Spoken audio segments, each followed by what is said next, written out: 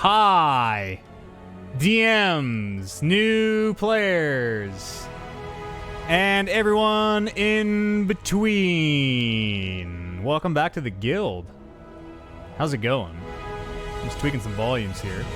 We're going to do something a little bit different on this edition of the DM's Guild. How to play D&D for brand new players. We're going to assume that you've never played D&D before at any point in your life. We're going to give you a crash course. I think we're going to make a character. I'm going to use online tools. I do have the books in paper, but I'm not going to use the physical paper books because I don't want to hold them up in front of the camera or whatever. I'm just going to brighten up this cam a little bit. Just a little bit. There we go. So we're not in the dark. Oh, in the chat on screen. Boom. Yes. So if anyone has any questions at any point as we're going through this, just shout them out in chat. Which I'm going to make be black so we can read it. Real quick, those are real motorcycles. I don't know if that's more or less legible than before. But we'll kind of, we'll come over here. I guess it depends what color background is showing, hey? Should we do that chat? I mean, we won't be spending our entire time over here. That's fine for now. We can still read that, hey? We can still read that. Okay. Welcome to the DM's Guild. Like I say, this week we're doing something new for players, brand new players. How to play. I just want to make sure everything went out. Perfect. So the first thing we need, I guess, kind of a very broad overview of what D&D is. At its core, D&D is, well, it is obviously a role-playing game, but there are lots and lots and lots of different ways to play it. But at its core, you are, in its simplest form, D&D is a player describing an action. The DM, the person who's running the game, some games call them GMs, depending if you're playing Dungeons & Dragons or Pathfinder or an Apocalypse World system or whatever, but whoever's running the game master, will kind of decide what your thing sounds like. So, for example, I'm a player, I want to climb that ladder. That's maybe a bad example. I want to climb that wall, we'll say. The DM, it's up to him or her to decide, okay, you want to climb that wall? That, to me, sounds like, and they're going to pick one of these skills, basically. Mostly everything you do will fall, looking at the character sheet, into one of these skills. We're going to have some numbers on this page. We're going to have a lot of numbers. It's going to be really confusing, but at the end of the day, we're going to say what we want to do. DM is going to say, that sounds like this skill.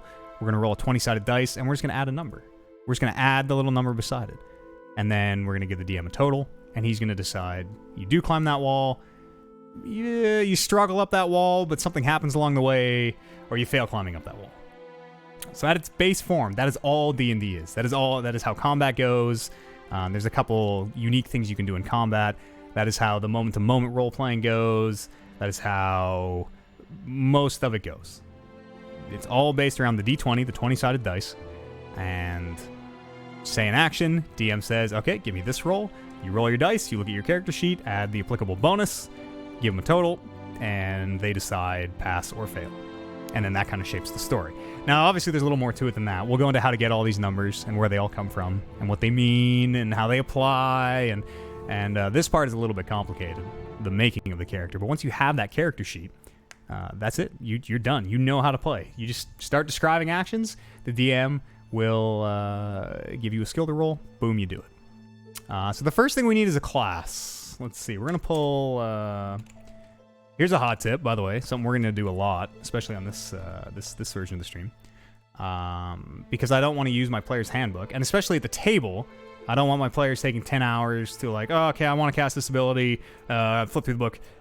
Learn to use the Google, learn to use the internet, 5e, because we're playing 5th edition, 5e, I'm just going to type classes, I bet we'll get us there. Perfect, look at that, classes for Dungeons & Dragons, here on D&D Beyond.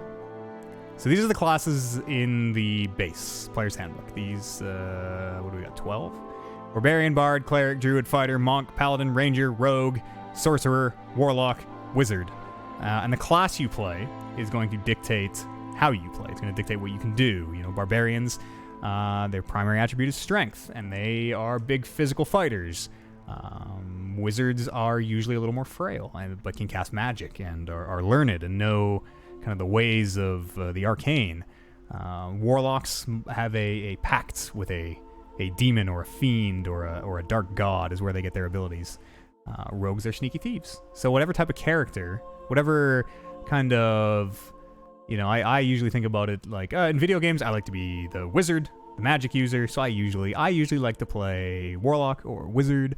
I'm not crazy about sorcerer's kit, but and you know, class is up to you and the DM. Talk to your DM. Depends on the group you're playing with. You know, if you have 5 players and everybody says they want to be barbarians, depending on who's running the game and how it's being run, that might not work. You know, the DM might be like, okay, we can't, no more barbarians. We already got 4. But for the most part, you know, you can kind of decide what you want to play. What should we build for this little tutorial character we're gonna make? We'll stick to something. We'll do something with some spell casting so that we kind of go into how that works. I mean, wizard is probably the simplest. Ranger? We could do ranger. I think I am going to choose a spellcaster though. I mean, rangers are spellcasters eventually, not at level 1. We're going to choose a caster though for just so we get a basic handle on spellcasting. I think I might do wizard. I think we'll do wizard. Let's view some wizard details. All right, so we've decided we want to make a wizard. Perfect. Here's a little read up on them. All the stuff is in the book as well. And this is where, you know, you can get a lot of good tools for how to play your character. You know, wizards, well, they are wild and enigmatic, varied in form and function, yada, yada, yada, yada, yada. And as you read this, you'll learn that sorcerers and wizards, they're a little bit different. Wizards have wizards learn, they study, they have skills that you know, most people could, given enough time, learn. Sorcerers, they're born with it. It's innate. They don't need to learn it. They can just do it, and they kind of lose control sometimes. So it's got all this stuff. This is all in the player's handbook. It's got all these tables, which is really scary. All these numbers. Oh my gosh, 1d6 per. What does this all mean? Don't worry. It's way simpler than it looks. I promise. We're gonna go through it step by step. So we're playing a wizard. Let's go put wizard on our character sheet. Is this not fillable? This should be fillable. I guess I'll download this and try to get the fillable form. Wizard, there we go. So we've decided we are going to play a wizard. Alright, the next thing we'll need is stats. Now there's lots of different ways to do stats, and again, for stats, you're going to ask your DM.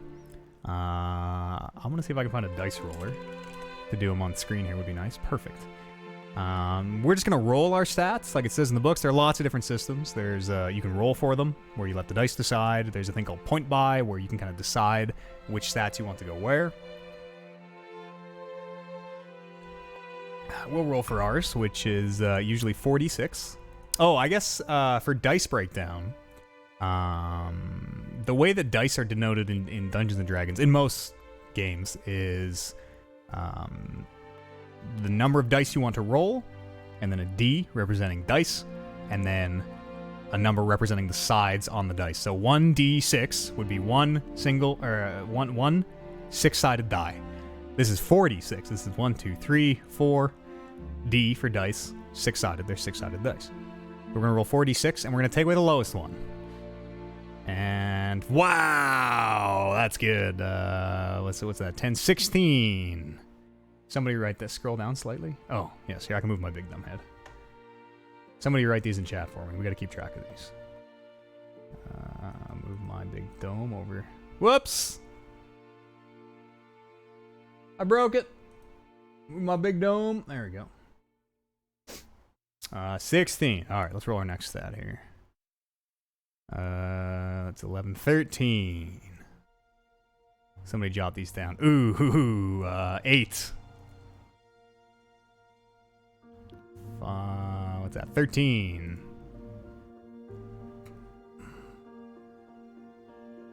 12. How many do we have? Is that 6?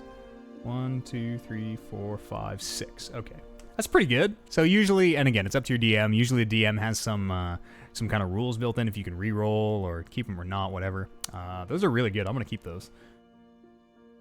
1, 2, 3, 4, 5, 6. No, we got 6 stats, I think, don't we? Or did someone double type them? 16, 13, 8, 13, 13. Oh, yes. Okay, they are being double typed. Great. That's confusing. Don't everybody type them, please. 6, 11, 15. Okay, yeah, 15. 15 is our last stat. So those are really high stats. We'll definitely keep those. And now we gotta decide where to put them. So there are 6 core stats in D&D that are gonna decide everything your character can do and how well they can do it. Strength is pretty self-explanatory. It's physical muscle ability. Lifting, using melee weapons for the most part, pushing, pulling, grappling, anything that you would need to be strong for. Dexterity is, again, pretty... If you've played video games, these are all pretty self-explanatory. Dexterity is things require quickness or kind of nimbleness. A lot of the rogue abilities, things like your Sleight of Hand, lockpicking, and pickpocketing use Dexterity. Constitution is your health, is how tough you are, how well you can resist things like poison or different effects. This is where it gets a little bit different here. So intelligence and wisdom. Intelligence is how much you know. Intelligence is kind of a sum of knowledge. Wisdom is how well you apply that knowledge, or sometimes it's represented in how well you kind of can. A very low wisdom character, for example, might be kind of like super socially awkward in a way. That could also be charisma. But intelligence and wisdom gets a little bit hard to kind of break down into just quick little blurbs. So for example, medicine down here, we see it says wisdom after. So medicine is a wisdom stat. So something like the ability to stop someone from bleeding to death uses your wisdom, whereas investigation, if you're looking through a room, if you're pouring through some pockets or something, trying to find a hidden item on someone, that uses intelligence. Religion and history, they use intelligence, their knowledge that you know. Perception, looking around, realizing that maybe there are traps or things aren't quite what they seem, is wisdom. And then there's charisma, which is your how well you present yourself, how well you speak to people. It can also be certain spellcasters use it as a casting stat, so it can be kind of how, for example, a warlock can have very high charisma, but still be physically very unappealing. It's kind of the bond with your patron in some cases, or your devoutness almost. But charisma is another one of those weird kind of hard to understand stats. There's a good example in the book, huh? I don't have my player's handbook because one of my... Maybe I do have my handbook. Hang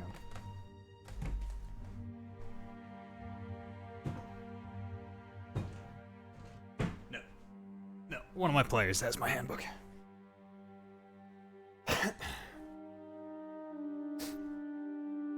Alright, so we have to decide where to put our stats. Now, I have played enough D&D that I know just sort of where I want mine to go for each class.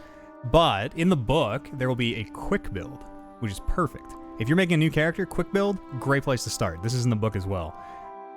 First, intelligence should be your highest ability score, followed by constitution or dexterity. Okay, intelligence for a wizard is going to dictate how many spells we can cast, how kind of hard we cast them, how much damage they do. It's our primary stat. And quick build is really a tremendous place to start. All right, intelligence as our highest stat. Let's put our 16 in intelligence. This is not the fillable. Where's the fillable one? No, right there. Let's put 16 into ints, which is a modifier of +3. 16 and 17 is +3, yeah. Actually, you know what? We'll do these modifiers after, because those can be a little confusing. Second highest stat, it said we want Constitution or Dexterity. The idea being Dexterity makes you harder to hit. They both increase survivability. Dexterity, you're harder to hit. Constitution, you get hit, but you can take more hits. I'm going to choose Constitution. Am I still playing D&D with OJ's group? Yep. Yeah, the campaign we make in the DM's Guild is the one that gets run for that group. Totally. Mod in the big field? No! I hate mod in the big field. Fine. I hate mod in the big field. We'll do 13. We have another 13, right? Do we have 2 13s? Yeah, we do. 13, 13. Yeah, we do. Okay. You're right. Mod is more important. I know.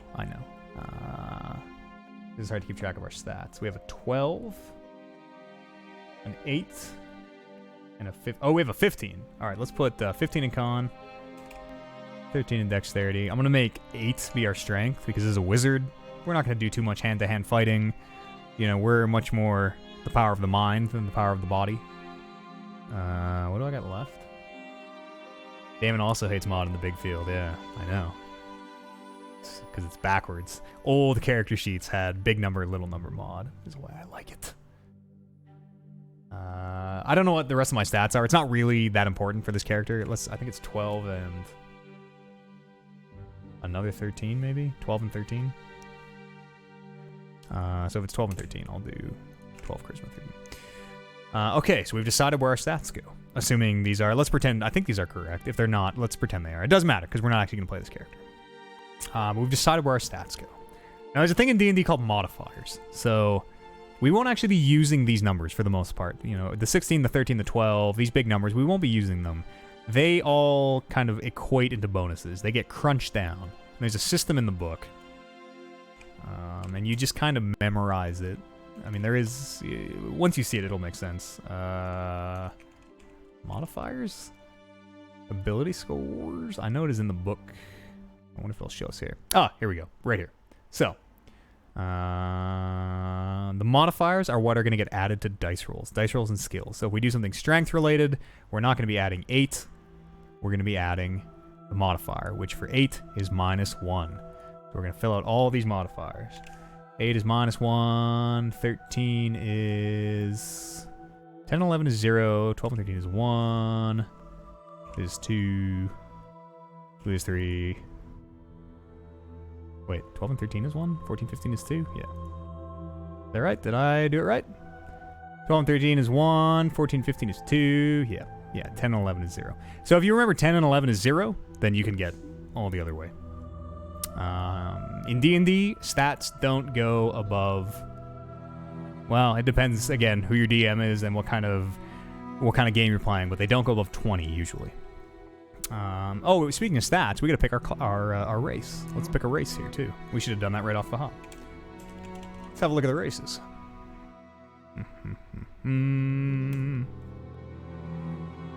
Just your average Skaven. Howdy, gang. Howdy, howdy, howdy.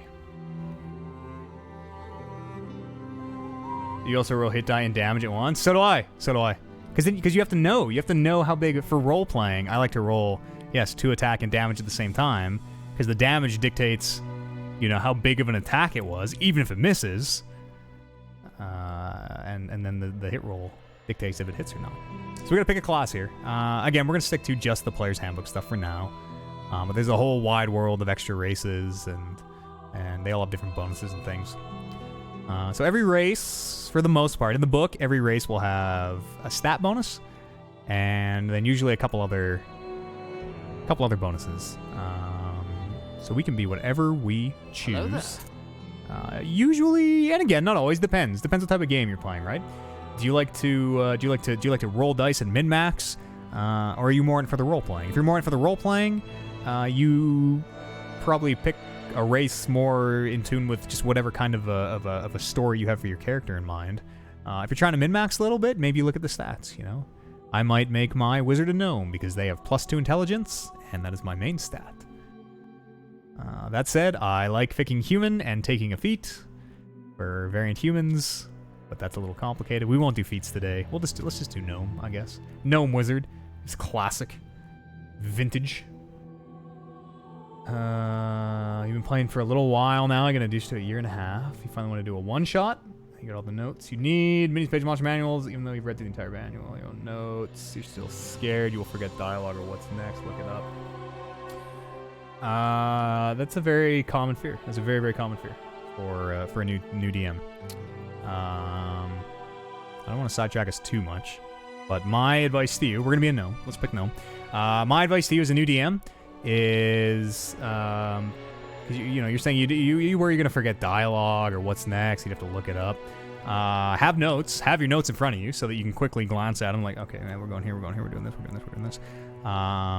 And remember, your players don't know what you have planned. Your players don't know. If you forget the dialogue, if they meet a character and you totally blank on, like, you know, I had this big monologue prepared, you just make it up. That's where your improving comes in. DMs, you got to be fast on your feet.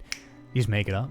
And then you pretend like that was the plan the whole time. A lot of DMing becomes kind of improving as fast as you can, laying the tracks down in front of the train as fast as you can, and then just pretending like that was the plan the entire time. You're afraid it'll take a lot of time to look it up when you forget it. I would say don't look it up if that's the case. If you're worried about that, I would just make it up off the top of my head. And again, that is a thing that is a skill you build as you do it enough and kind of learn what you can get away with. But you'll learn that really fast. You'll learn that you can play fast and loose with what you have prepared because they don't know, and quite often you'll want to. Quite often you'll plan something that as it's going down, you're like, well, this would have been way cooler if only we had done this. Man, this could be so much cooler. You can just do that. You can just do the cooler thing. No one ever has to know. Yeah, don't plan everything. Not every NPC needs a birthday. You know, have a sheet of names because you're gonna get asked a lot of names. Have just random names. If someone's like, "Hey, what's your name?" Random NPC. You just look at the sheet. I'm, whatever, John Caldwell,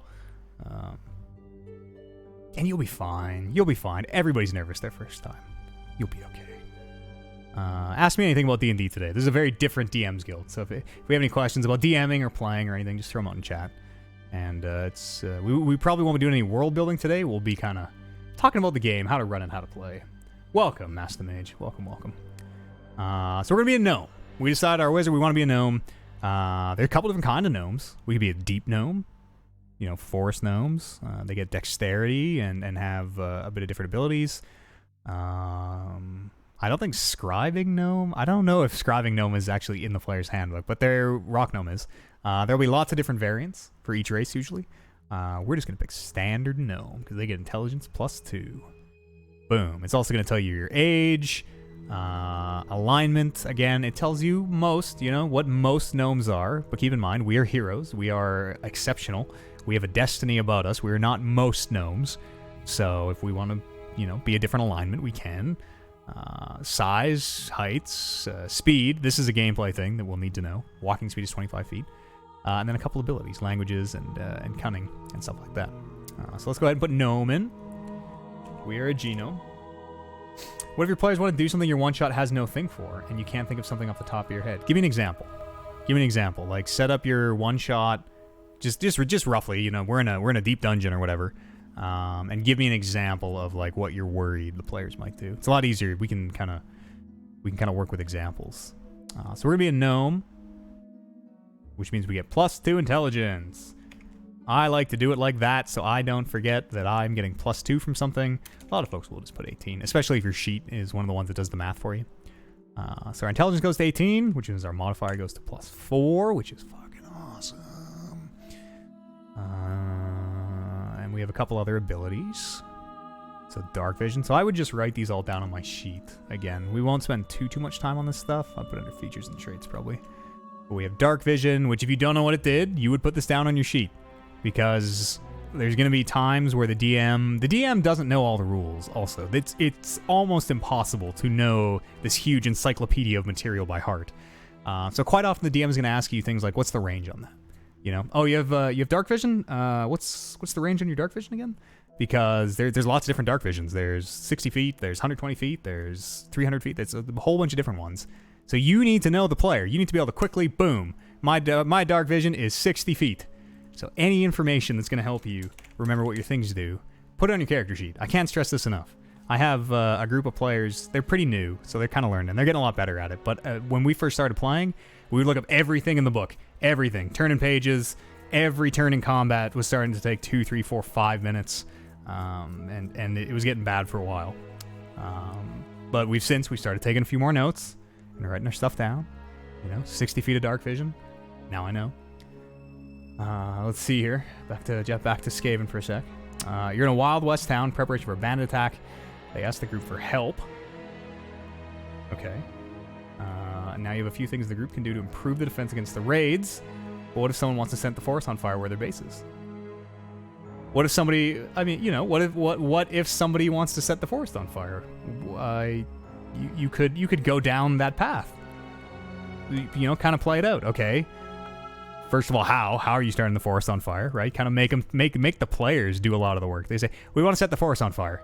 Well, how? What are you doing? You're just holding a torch to a tree? That's not going to work. What are you doing? Set it up for me.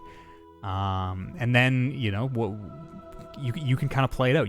Maybe they get a cool, if it helps them, maybe they get a cool firewall around the town or something where enemies take some damage going through, or maybe the town starts to burn down accidentally. They didn't plan for it. It's all up here. There doesn't need to be anything in the book for, you know, what are the rules for burning a forest. If say you want to give them the firewall idea, I might go and look up the firewall spell, for example, and just see what kind of damage that does for some inspiration, maybe. Wall of Fire. Firewall is Diablo.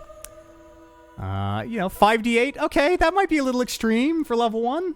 Maybe I'd take that down to 1d8 or something. It is totally fine for you to make up abilities or stats or damage, whatever you need to do to keep the game going, to always make the players feel like they are totally in control. So if they do want to burn the forest down, I would let them. I would totally let them. Start setting it up, and then you use that time where you're like, okay, how are you going to do it? Like, well, we'll get some pitch and, you know, try to maybe tar some of the trees, and then that's all time for you to try to prepare whatever the outcome of this forest burning is going to be. I don't know if that helped. That's kind of I know it's a bad answer when boiled down. The answer is kind of like, just let them do it. Just let your players do it. I don't know. But you will kind of get into that mentality. Did that help at all? I hope that helped. Let's get back to our gnome for a second here. Okay, we have dark vision. We're writing down our things. We have gnome cunning. We have advantage on intelligence, wisdom, charisma, saving throws. We will worry about that in a bit. Our languages. We can speed, read, and write. Common and gnomish. And I've played every version, every edition of D&D. I think 5e, the languages are set. It used to be you got more languages based on your intelligence. Not anymore, I don't think. So we can read and write, common and gnomish. Languages down here. Read and write. This could be important too, because sometimes you can read a language but not speak it, or speak it but not read it. Common and gnomish. Our base walking speed is 25 feet. That's going to be important. We're going to go to speed and put 25 feet. Most people can move 30 or more, but we're little, so we only move 25. Okay, so we have our stats. We have our class. Let's see here. Every turn during the raid, they need to roll d6. On one, the fire spreads more and more inwards the town. If you're super unlucky, they burn the town down on accident. There you go. Yeah, perfect. That would be totally. Yes, absolutely. That sounds incredible. Especially, like, I like the idea of this fire that they set creeping slowly closer and closer to the town. You got this, buddy.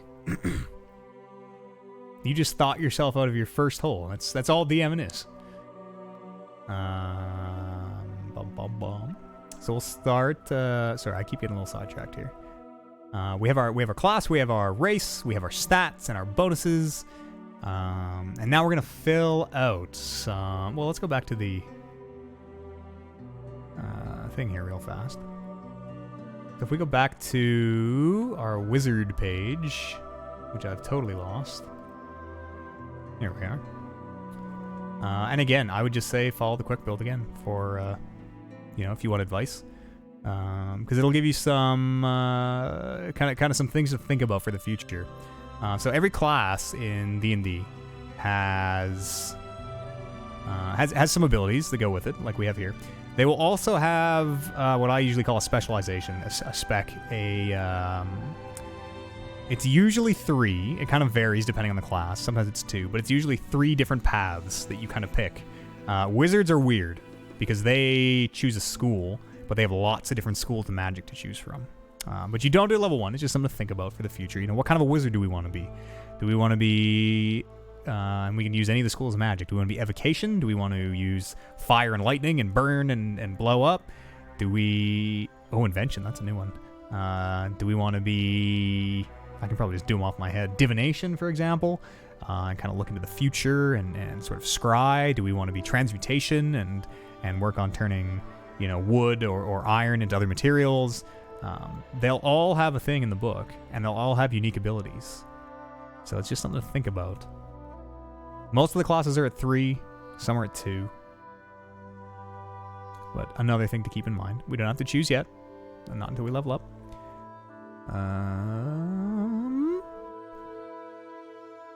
Should we do spellcast? Should we do skills? We should probably do skills first. And again, I'm just typing 5e and then a keyword into Google here.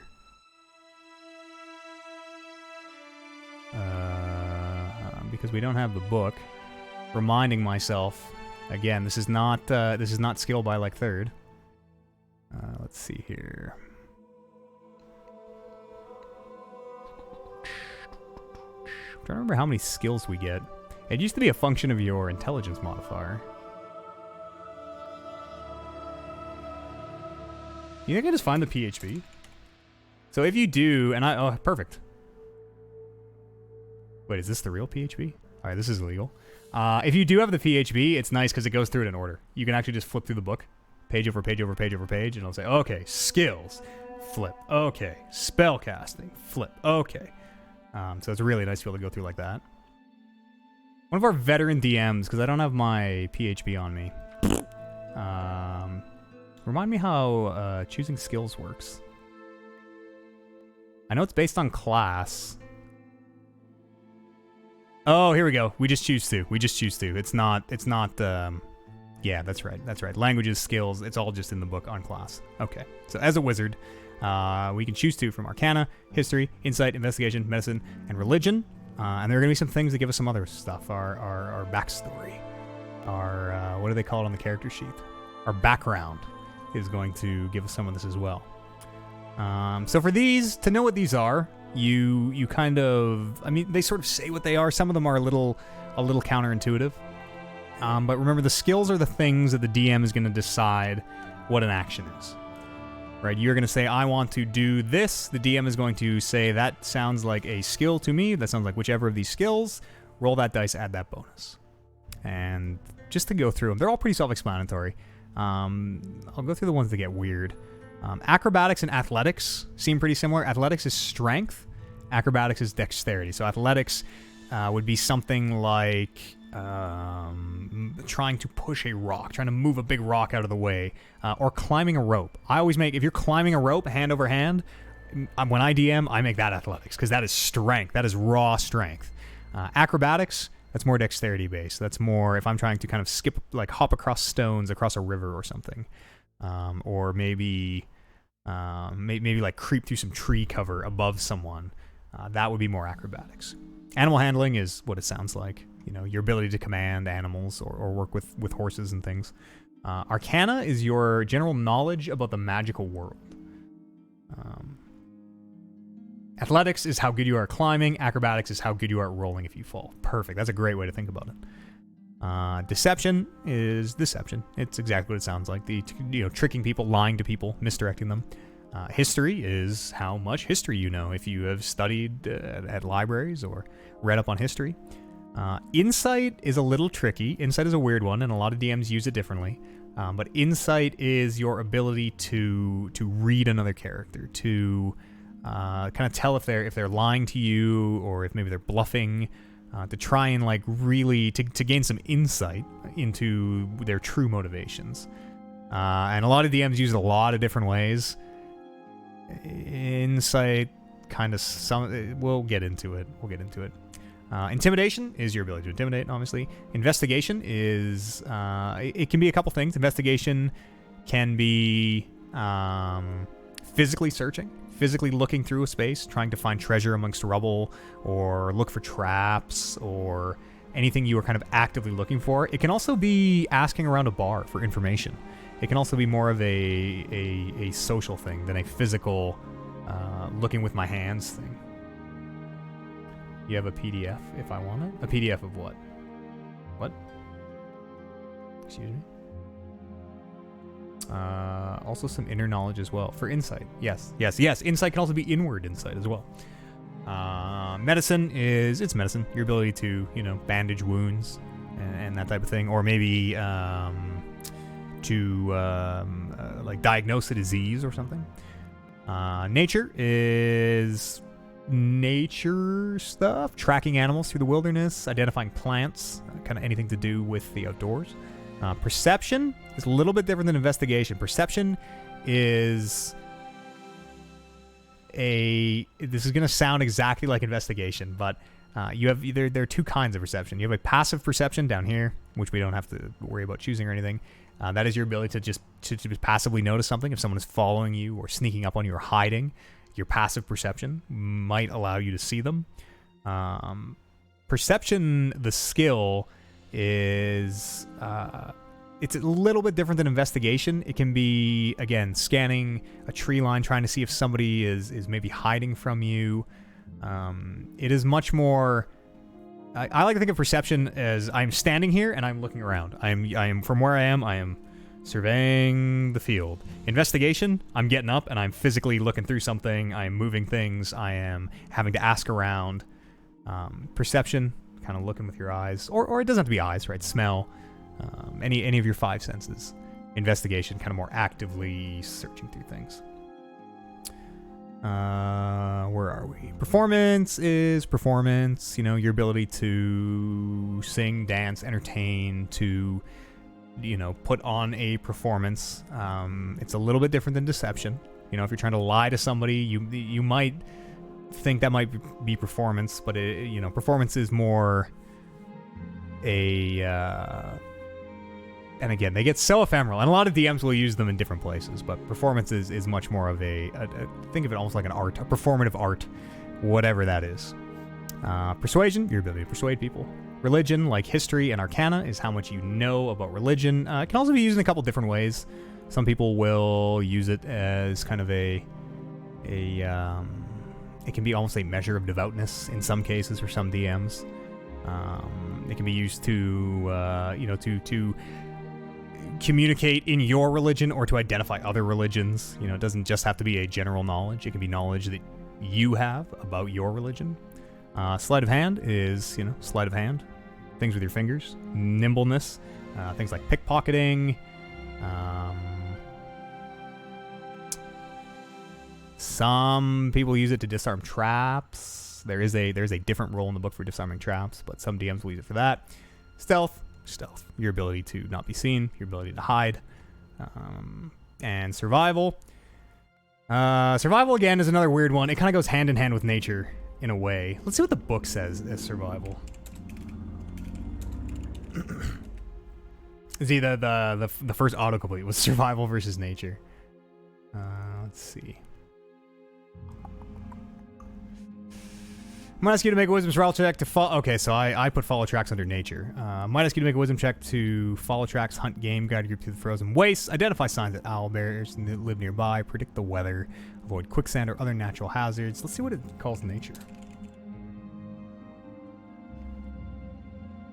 Your ability to recall lore about terrain. Okay, that makes sense. I have led you astray. I have lied to you. Nature, intelligence, stat is the sum of your knowledge. Survival is your ability to kind of apply that knowledge. That makes a lot more sense.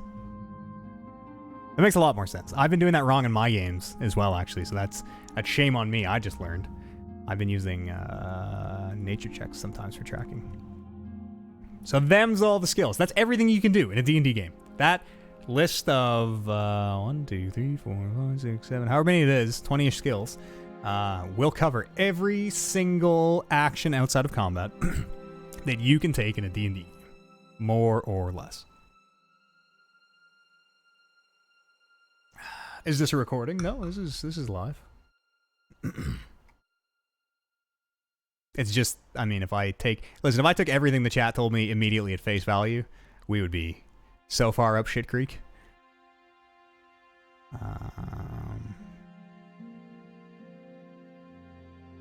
Let's pick some skills. We can also pick a background as well. Back to our wizard page in the old player's handbook, which I keep getting rid of.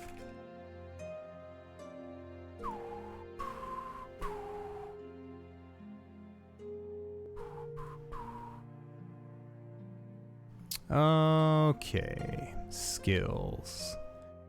So choose 2 from Arcana, History, Insight, Investigation, Medicine, and Religion. I don't know what the rest of our group is, because this is an imaginary game, but I'm going to choose Arcana and History. You know, studied at some point.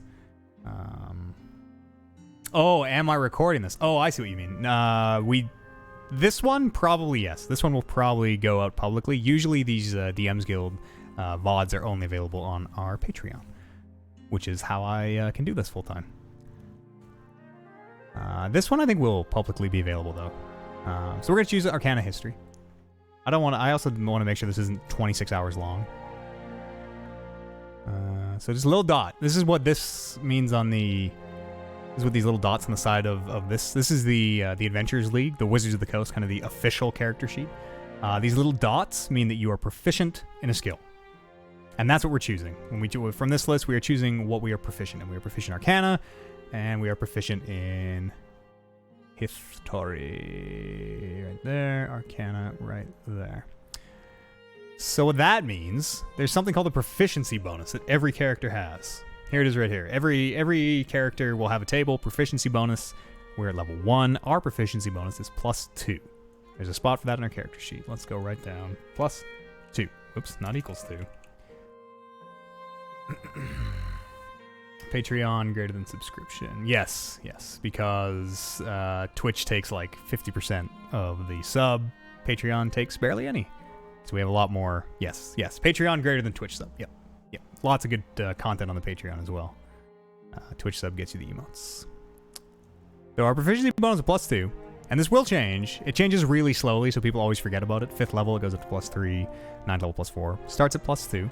What that means, and you can kind of almost start putting the words together, right? Because we are proficient in these 2 skills. All that means is we add our proficiency bonus when we do those skills. We're a little bit better at Arcana and History because our characters at some point in the past focused on them. So we're going to go and put a bunch of numbers here. Every skill has a stat associated with it, and we're just going to put our modifier here. Now, if we just knew this, we wouldn't. This is just a chart to help us remember. But for example, our Dexterity modifier, that's a 1, so I'm going to put a 1 there. You probably can't read that because they are so tiny. Holy. Okay. I'm going to fill out all these real quick. It's Arcana. Normally, right, it would be a +4. We are proficient in Arcana, so we get an extra +2. We get our proficiency bonus, so with Arcana, we get to add 6 to our dice roll. If we do Athletics, we have to take 1 off. You probably can't see these at all, because these old eyes. Deception is a Van. History, again, right? Normally a 4 from Intelligence, but proficient, so we get +2 more. We get +6 to History. Damn, we're good at History. And mediocre at everything else. I'm just going to fill these out so we have a nice complete character sheet at the end of this. 1, Persuasion, Religion, Stealth, and Survival. There we go. So there's our stats. So now, when we're playing the game, and again, we'll get into like how to actually play, but when we're playing the game and I say, I want to climb that wall, and the DM says, okay, it's a pretty sheer climb. This is going to be more strength, kind of pulling yourself up. Go ahead and roll me Athletics. Okay, take my D20, which I do have back there. Take my 20-sided dice and roll it. Athletics. Whatever it can. Oh, it's a 15. I go to my total. I look at my Athletics, which you can't see because it's teensy, but is -1, and I would take away 1, give them the total. And that's it. That's it. We're playing D&D now. We've done it. All we're doing is saying what we want to do. The DM is giving us a skill. We are rolling our D20 and adding the applicable bonus. So we roll something about history. I'm going to try to, do I recognize that maybe a house sigil or something? Have I read about it in any history books or anything? DM say, well, go ahead and roll history for me. Boom, D20, roll it, add +6. With me so far? Good. Let's do some saving throws. So just like skills, I think we should be proficient in saving throws. We are. We are proficient in, right here under proficiencies. Proficient in intelligence and wisdom saving throws. Okay. Let's go back here. We know how to do proficiency, intelligence, and wisdom saving throws. And these are going to be the exact same. Strength, -1. We're always using our modifier. Dexterity is a 1. Constitution is not a 22, but a 2. Intelligence, a 4. Oh, but we're proficient, so it gets another +2.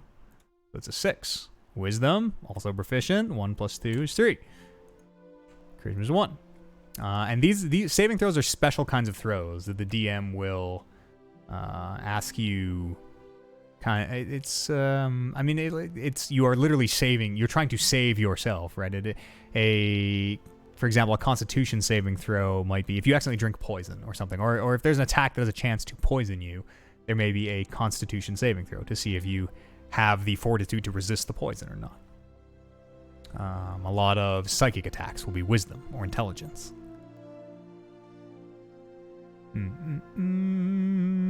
We'll do equipment last, I think.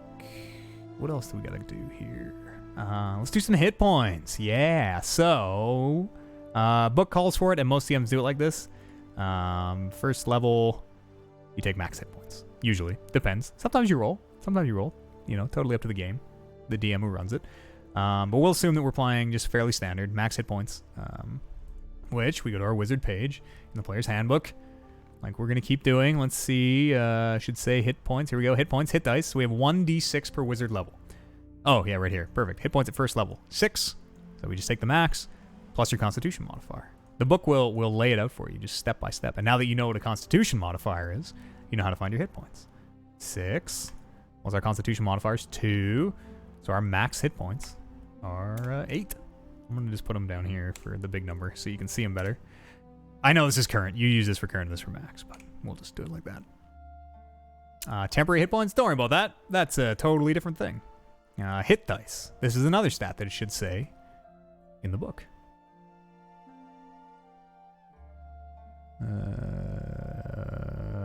Somewhere. I think everybody has a standard amount of hit dice. And when we don't know where something is, 5e, hit dice. I think it's 1 per level.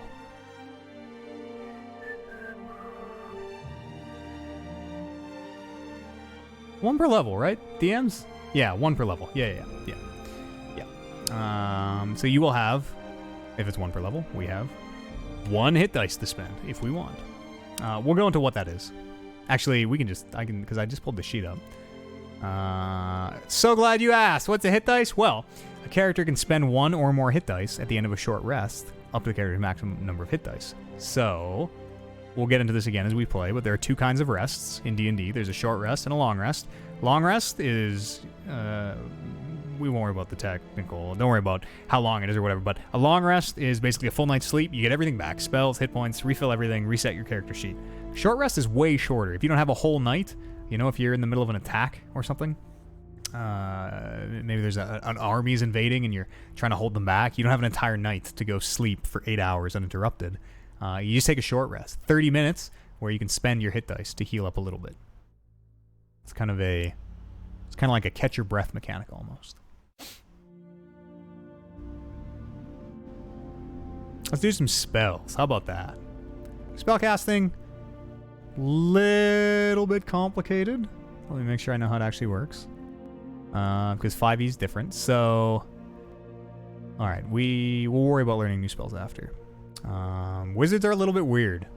Wizards are weird. Every spellcaster has a different way of casting spells. With wizards, you know a large amount of spells, but you are preparing certain ones each day, which is what preparing and casting goes into. If you're something like a sorcerer or a warlock, you know a much smaller amount of spells, but you can cast any one of them at any time.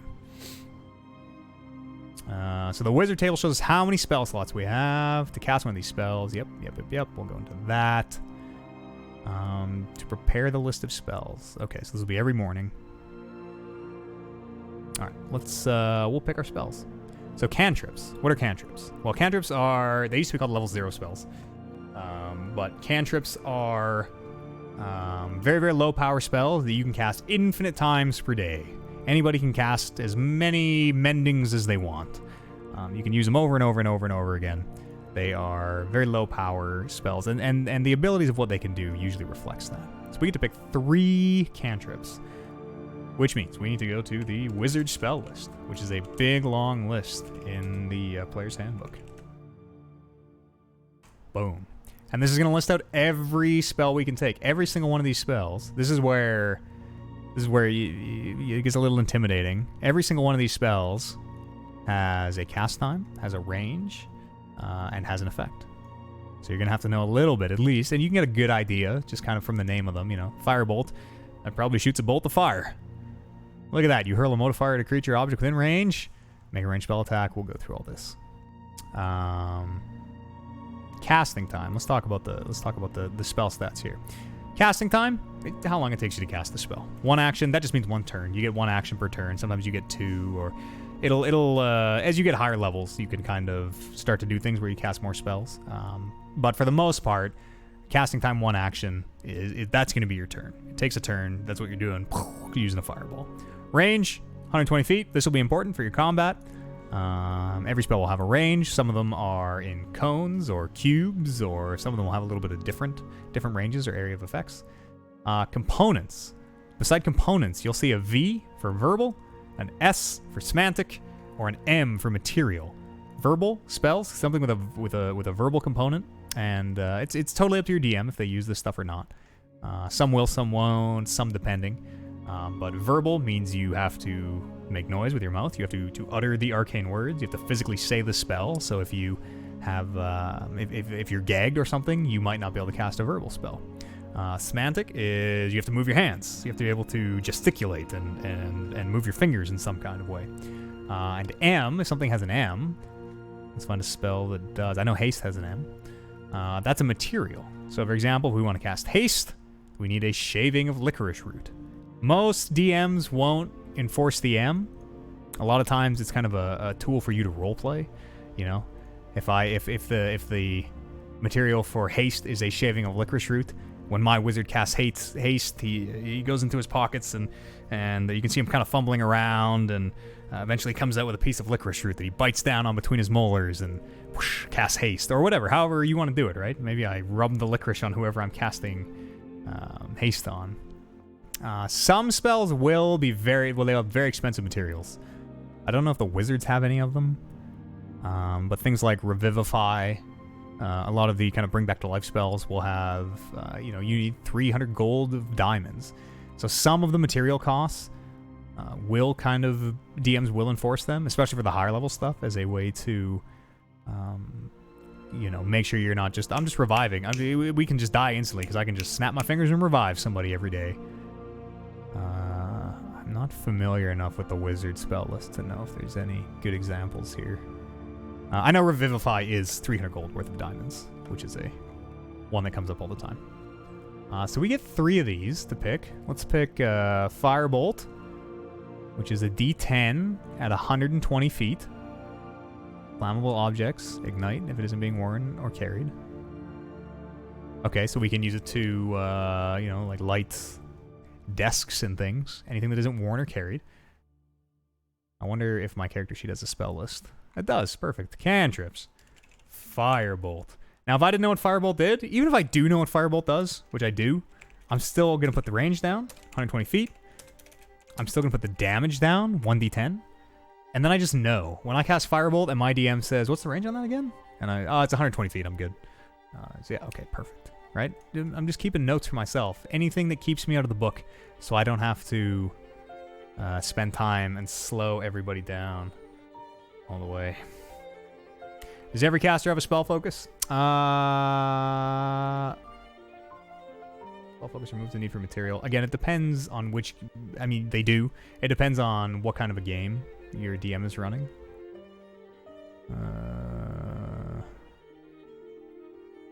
Isn't it a...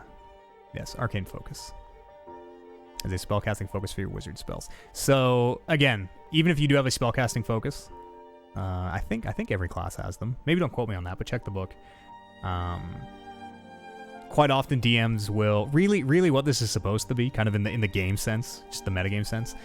It is a way to not have to fuck around quite as much. Like, for example, that haste. Like, okay, I need to spend 5 days just looking for licorice root out in the wild so I can cast haste. Or I could just use my spellcasting focus. A lot of times, even if you do have your spellcasting focus, if something is very expensive and has a high material cost associated with it, a lot of DMs will still require that material cost. So ask your DM. It's totally, again, depends how they run it. What other cantrip should we pick here? I'm just going to do a couple fast. Let's take, I like light because, you know, sometimes it's nice to make an object glow with light. This lasts an hour. You know, we might need light. A little utility. And again, I'm just going to jot down. Okay, let's see here. Range, it's touch, so I have to physically touch the object. No larger than 10 feet. In any dimension. So I might, for this one, I mean, when I play, I have little spell cards that I just have, which are really, really nice. But if I didn't, I would take down the keynotes. Okay, it's touch. It lasts an hour. My DM is going to love me because I don't have to look it up in the book. You know, touch lasts 1 hour. You know, no bigger than 10 feet. Whatever is going to help me remember. Perfect. Now I know. Okay, light. No, right, it can't be any bigger than 10 feet. It's a touch. Lasts an hour. I don't know. We'll take like Mage Hand or something maybe. Message. Let's take Message. I like Message. You can like kind of cell phone somebody with a whispered message. And again, if I don't know what it does, I'm writing it down. Okay, we chose our 3 cantrips. We get to know 2 level 1 spells. Let's go choose our level 1 spells.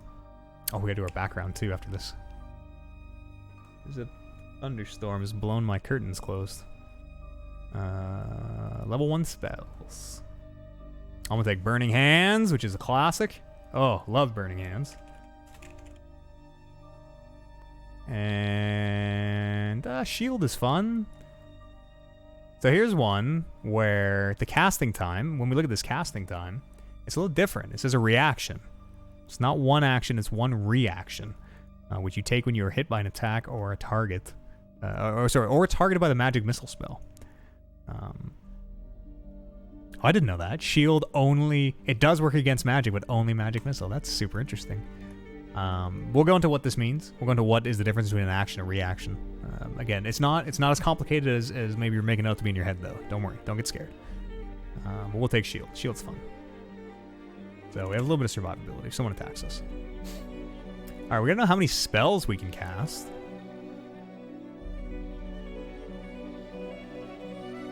Oh wait, I did this totally backwards.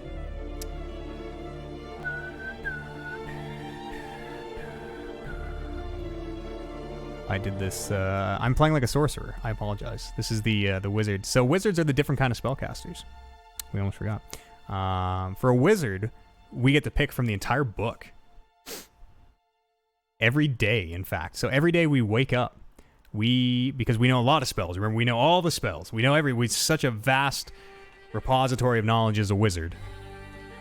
But we can only cast a few a day. So every day, this is where you would really want to have spell cards. Every day you prepare the list of wizard spells. To do so, we choose a number of spells equal to intelligence modifier plus wizard level. So we're going to do 5 a day right now. So I've misled you a bit. Cantrips, those still stay. Still have to learn the 3 cantrips. If we were playing any of the other spellcasters, not any of them, that's a lie. If we were playing a sorcerer or a warlock, this would be how they learn their spells. They just learn spells, can cast them however many times. We get to prepare 5 every day. So actually, every morning we wake up for adventuring, we got to go to this list, we got to pick 5 of these. So we might take Jump, Identify, Hideous Laughter, I don't know. We'll just put 5 in for this day of adventuring here. Let's choose Jump. How about Illusory Script, I guess. And what's another level 1 spell? Grease. Like the lightning. So now as a wizard, every day, we can cast 2 of those. We can cast as many cantrips as we want. We can cast 2 of those. Not correct. A mage has a list of spells he knows and a list of spells he prepared for that day. A wizard does? Am I totally misleading everyone on this wizard? Oh, that is. You're right. Incorrect. Yep. First level. 6 first level wizard spells of your choice. Okay. What am I thinking of? I know there is a caster that plays like this. I don't think I'm on drugs. Druids? I don't think I'm on drugs. I misled you again. All right, we get 6 spells to choose from.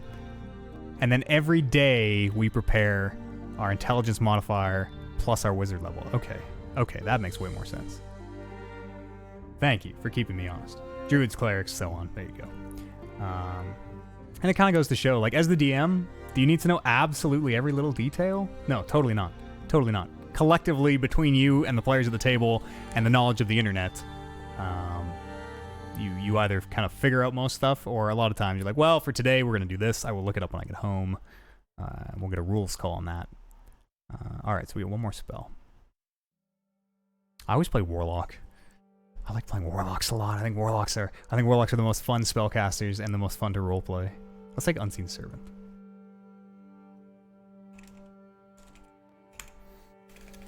Druids, clerics. Yeah, they get the whole thing. Divine. Ah, yes. All right, so every day then we'll have to prepare 5 of these. We might prepare everything except shield for today. And then we can cast 2 of them. So our spell slots are going to be 2. 2 spell slots to use. You know, we cast a spell, that's 1 gone. We cast 2 spells from our things we have prepared, that's both gone. We get no more level 1 spells until we long rest. Also, Warlocks get their spells back on short rest, because they're so cool. We need our attack modifiers as well. Which should be right here. Okay, so there are 2 different ways that spells... You only play Rangers? There are 2 different ways that spells can attack. The spell is either a spell attack. It is something that I'm throwing like a firebolt at you and you have to dodge out of the way or get a shield up or something. And then there are also spells that are affecting you and it's up to the person who's affected to resist them. There's a spell save DC. So spell save DC and spell attack modifier. 2 different numbers we're going to have to know. We'll start with the DC. It says right here, it is 8 plus our proficiency plus our intelligence modifier, which we know is 4 plus 2 is 6. So our spell save DC is 8 plus 2 plus 4 is 14. Spell save DC, 14. So for example, a spell like Sleep is a bad example. Thunder Wave, I think, has a con save attached to it. Yes, so if we say cast Thunder Wave, Wave of Thunder is 4, sweeps out from you. Each creature in a 15-foot cube originating from you must make a Constitution saving throw on a failed save. So they will roll their Constitution saving throw. The failed save, the number where you get, how do I know what I have to beat or what the enemy has to beat? That is your spell save DC. Our spellcasting ability, I don't know why it has it here. I guess it might come up in some spells. Our spellcasting ability is Intelligence, which is +4, if that ever comes up. I always thought this was a weird slot. Spell attack bonus, same thing. We're just going to look right here. They call it attack modifier. She called it attack bonus. Same thing. Proficiency bonus plus intelligence modifier. Ours is +4 plus 2 is 6. Boom. So we'll go into how combat works, but spells are just a different form of combat. They just roll, well, they roll the same dice, they just get different modifiers, different bonuses to it. Let's choose a background real fast. Again, this is kind of an optional rule that DMs will or will not use. It's a great tool for role-playing, though, especially for you, the player. These are not all in the book, I don't think. Holy shit. I'm going to try to find the player handbook background so we don't have 9,000 to look through. 5ebackgrounds.com. No. Oh, yeah, that was them. That was them. Yep, there you go. So here are the backgrounds in the book. And they all have kind of bonuses to go with them. can be an acolyte, charlatan, a criminal, an entertainer, a folk hero, a guild artisan, a hermit, an outlander, a noble, a sage, a sailor, a soldier, an urchin, so on and so forth. There are lots and lots and lots and lots. And they get bonuses. They get languages, and they also get some skills, usually. Sometimes tools. Sometimes they'll have a little bit more specific stuff built in. Like you might have underworld contacts, for example, if you are who has underworld contacts? An urchin? Disguise kit? Thieves' tools? That's a bad example because I don't know the background associated with it. I know there is one. You know, if you're a hermit, you have a herbalism kit because you live by yourself. You need to know how to make simple poultices and things. So again, ask your DM. Ask your DM what you're doing with backgrounds. Sometimes you will kind of make a character, and none of these backgrounds really make sense, and you'll kind of make your own. You have the handbook PDF. I don't want to search through the handbook. I think we're okay. I have the PDF on this computer somewhere as well. For our wizard, let's be... here we go. Criminal. Gaming Starter Thief's Tool. For our wizard, let's be... A hermit would make a lot of sense, maybe. Maybe a noble.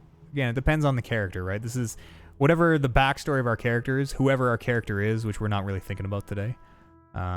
Will kind of dictate what his background is. Let's say a hermit. You know, he did some he did some shit, and lived by himself for an extended period of time. So this just has the readout. This just has what you get. If we go to PHP 134, it'll really give us quite a lot of detail about the hermit. Here we go. We lived in seclusion, yada, yada, yada, yada, yada. It has motivations here. The kind of the nature of your seclusion. Again, if you want to roll it, right? A lot of times in my games, we go the other way. We go from the character to the background, not from the background to the character. But if you have no idea, if you're like, I don't know what I want to do with my wizard, I don't know. I know I want to be a hermit of some kind. All right, I'll roll a d8. We rolled a 7. Oh, I was the caretaker of an ancient ruin or relic. It is a tool for me to roleplay, to build my backstory. We're kind of just interested right now in the game part of it. So, we're a hermit. We gain skill proficiencies in medicine and religion. Let's type hermit. Skill proficiencies in medicine and religion. We got to remember, because this is not an auto-calculating sheet, so we got to add 2 to these. So that 1 becomes a 3. That 4 becomes a 6. Basti says backgrounds are more of a suggestion and should always be created in tandem with the DM. Yes. I totally agree. Yep. A lot of people try to use them as kind of, again, and this is like, depends what type of game you're playing. A lot of folks try to play the min-max game with them. And just try to take one that gives kind of good bonuses. Which I, as the DM, do not allow. We get Herbalism Kit. Tool proficiency is Herbalism Kit. So a tool proficiency is, anytime we're doing something that uses our Herbalism Kit, we will get to add our proficiency bonus. There are also some things you can only do if you are proficient with a tool set. How do you spell proficient? Proficient. Herbalism Kit. And we didn't know what that means. What does a Herbalism Kit do?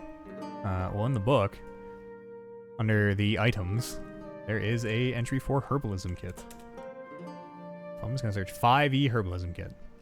Oh, well, the Herbalism Kit contains a variety of instruments such as clippers, mortar and pestle, pouches, vials, used to create remedies and potions. Proficiency with this kit lets you add your proficiency bonus to ability checks you make to identify or apply herbs. Proficiency is required to create antitoxin and any potion of healing. So there you go. That's exactly what a Herbalism Kit does, and that's exactly what our proficiency with it does. There are other things on here as well, right? Every backstory will have personality traits, ideals, bonds, flaws. My advice to you, again, unless you have no idea what you want your character to be, and you just kind of want to roll some dice and sort of get a random character almost, would be to make up your own ideals and flaws and bonds and personality traits. You know your character. The book doesn't have any idea what character you're building or the idea for the story that you have or the journeys that they've been on already or how their life got here and now. And I think these are pretty limiting as well. You know, they can be useful tools to help you along the process. If a DM ever made me roll a flaw and that was my flaw and that was that would not be the D&D. That's not my character now. That's the DM and the book's character, and that doesn't feel great. So I usually don't like to use these. But again, they are here for you if you need them. They're just little tools to help. Holy, my blinds are gonna get ripped off the wall here. So we got our background. We medicine, religion, herbalism kit. We got another language. Let's take, I don't know, Draconic. And in our backstory, we will have a reason for how in our hermitage we learned Draconic. We learned to speak and read and write Draconic. And then they usually come with equipment. We get a scroll case stuffed full of notes from your studies or prayers, a winter blanket, set of common clothes, herbalism kit, and 5 gold pieces, which I would write down under my equipment. And again, check with your DM, because you might start with more than this, you might start with less than this. It depends on your character. I'm not going to spend too much time writing down the equipment or anything. 5 GP on this tiny little sheet. 5 GP. They should just take Electrum out of the goddamn game, because why do they have Electrum? So that's our background. Alignment, again, is used a lot of different ways. It is, well, let's look up what alignment, let's see what the book says on alignment. But much like bonds and flaws and backgrounds, the games that I run and I enjoy playing in, alignment is it is not a cause. It is it is affected. But basically, let's see what the actual book reads out here. Typical creature has an alignment which broadly describes moral and personal attitudes. And there's a scale. There's lawful and there used to be unlawful. I guess there's just lawful and nothing now. Neutral. Lawful, neutral, and chaotic. And then there's good and evil.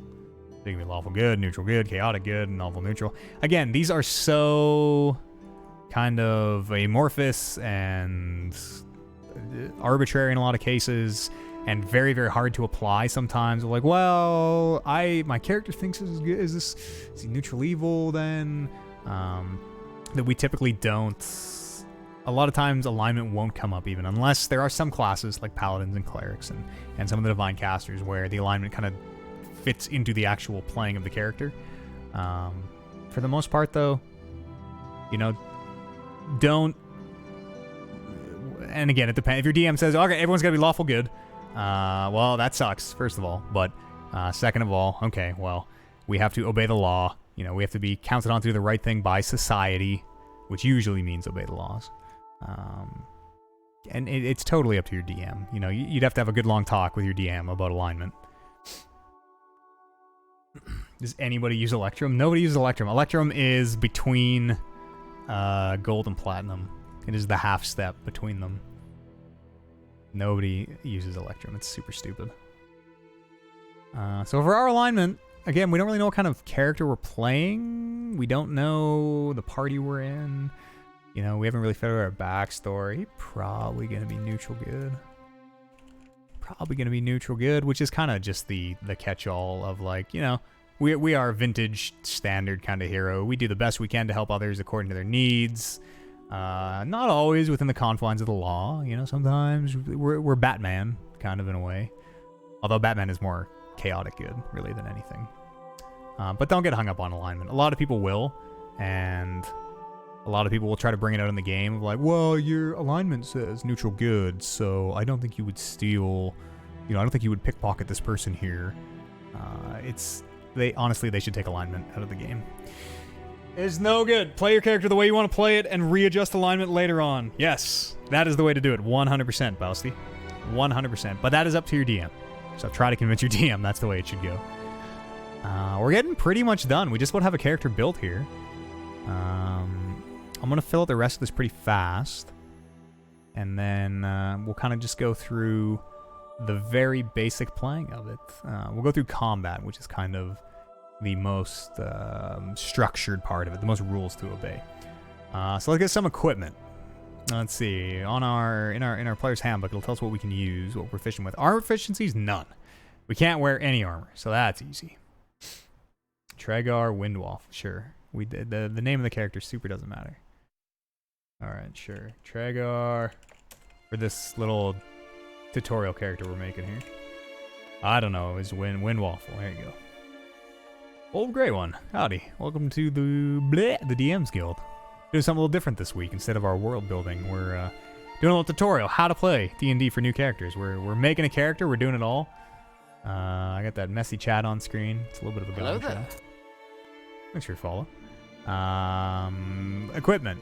All right, let's get back here in our.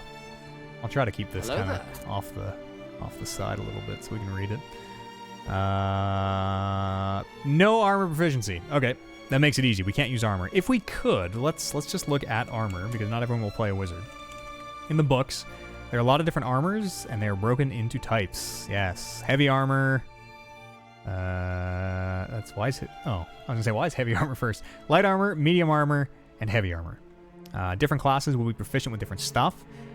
The heavier your armor, the slower you are. It will reduce your dexterity modifier. So this isn't going to apply for us at all because we can't wear armor anyways. We have no dex nonsense. But if we had a dex modifier of 4, say we're very dexterous, but we wanted to wear scale mail, our dex modifier would go down to 2 because it says max 2. Our scale mail is slowing us down because it's medium armor. It's pretty heavy. You know, it makes a lot of noise. We can't sneak as well. We get no armor, so we don't have to worry about this, which sucks. We're really squishy. But if we did have armor, there's a stat called an armor class, which we're going to fill out right now. Your armor class is the total of your armor plus your dexterity modifier plus any other bonuses, which we don't have. So, and it says that right on the armor thing. So if we had padded armor, we're at a 10 because that's just where you start. Padded would be 11 plus dex modifier. We are a wizard who gets no armor. So we have an armor class of 10 plus our armor, which is 0, plus our dex modifier, which is 1, for a big ol' armor class of 11. Armor class is the number you need to meet or beat when you are trying to hit something. Remember, we're always rolling a d20, that big 20-sided dice, and we are comparing it to a number the DM has in their head, right? If it's a skill, if say we're doing a history check, okay, go ahead and roll history. DM has a number either on the page or in their head that we're trying to beat, or if we're trying to hit someone in combat, then we're trying to beat their armor class. And same, when people are trying to hit us, they have to roll an 11 or higher, which is not very high. We're very easy to hit. Initiative, this is how at the start of every combat, we all roll dice to see who goes first, who goes second, who goes third, who goes last. Initiative is the bonus to that, which is your dex modifier plus any bonuses, which we don't have any that apply. So our initiative will also be +1. Okay, that's my wizard voice. Adam Phoenix. We can start with the following equipment. In addition to any equipment granted by your background. So quarterstaff or a dagger, yada, yada, yada, yada. We'll take a quarterstaff. We'll only worry about the weapon here for this tutorial because that is the important one. Again, right? We don't know what a quarterstaff does. 5e, quarterstaff. Do it on your phone at the table. So much faster. So much faster than looking through the book. Wow. Look at that. Made it. Here's the quarterstaff. It has a property called versatile. What does that mean? I would look up versatile in the book. It means it can be used with 1 or 2 hands. Damage value in parentheses appears with the property. It's weird that it doesn't show us both damage. Oh, yes, here we go. 1d6 with 1 hand. 1d8 with 2 hands.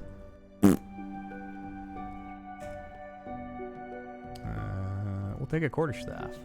I think a dagger is like a d4. So our weapons go down here. Oh, it makes you feel so much nostalgia. One of your best friends was... Oh, you met one of your best friends. We're tuning in him streaming how to make a D&D character stream. Oh, wow. Does anybody here play with equipment slots? Not me. I'm not even sure what equipment slots are. We've never played with equipment slots. So let's look at our weapons here for a sec. Quarterstaff, which it doesn't fit, but it does say quarterstaff. Attack bonus. So every weapon will have a stat associated with it. I don't like this D&D Beyond page. Let me see if I can just find the weapons on the PHP, because I think they have the stats listed right after them.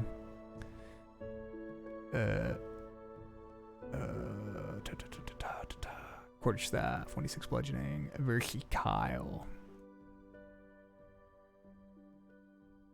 Get out of here. Get out of here. I don't know what that is. I don't want to click it. So most weapons will use strength, unless they have a, like remember how our quarterstaff is versatile? There is a keyword, a type of weapon called finesse. Right here. Boom. So a rapier, a scimitar, a short sword, anything that has finesse, which again, if we didn't know what it did, we'd look it up in the book. You can use strength or dexterity, whichever you like. Let me make sure I'm not lying to you. When making attack with a finesse weapon, you can use strength or dexterity. But you must use the bow. Okay, yeah, for attack and damage rolls. Same modifier for both rolls. We don't have that option with a quarterstaff. It is versatile. It is not finesse, which means it uses strength, which means that when we roll to attack, we get... hang on. Does it say plain in the book? It might say how to calculate attacks. I'm going to try to just read it from the book as much as I can, so that when you see this in the book, you can just... Oh, yes, okay, right. Let's see.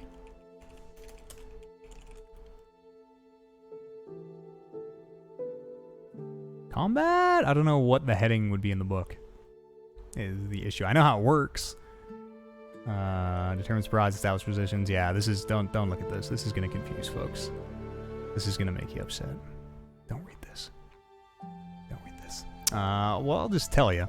You have to remember this. Attack bonus is your stat, plus any bonuses, plus your proficiency. So when we're trying to hit, because we are proficient in quarterstaff, and that assumes you're using a weapon you're proficient in, of course. Because that's all the proficiency bonus is, right? If you're proficient, well, we get a +2. The book said we are proficient with quarterstaff, so if we're using a quarterstaff, we would get -1 for our strength, but we would get +2 for our proficiency, so we would add 1. If we use a weapon we're not proficient with, like a short sword, I don't think wizards can use, we would knock at our proficiency bonus. But it is finesse, so we could use our dex. We're getting a little ahead of ourselves. You cannot use weapons or armor you have no proficiency in. Oh, there you go. Boom, done.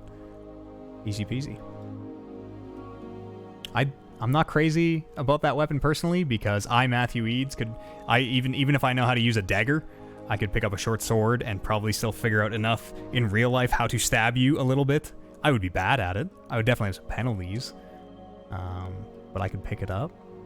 Is that really? You can't use equipment you're not proficient in? That's a hard fast in the book rule.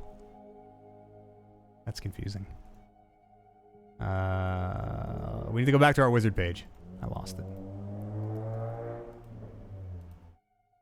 Minus 5e. How about 5e wizard?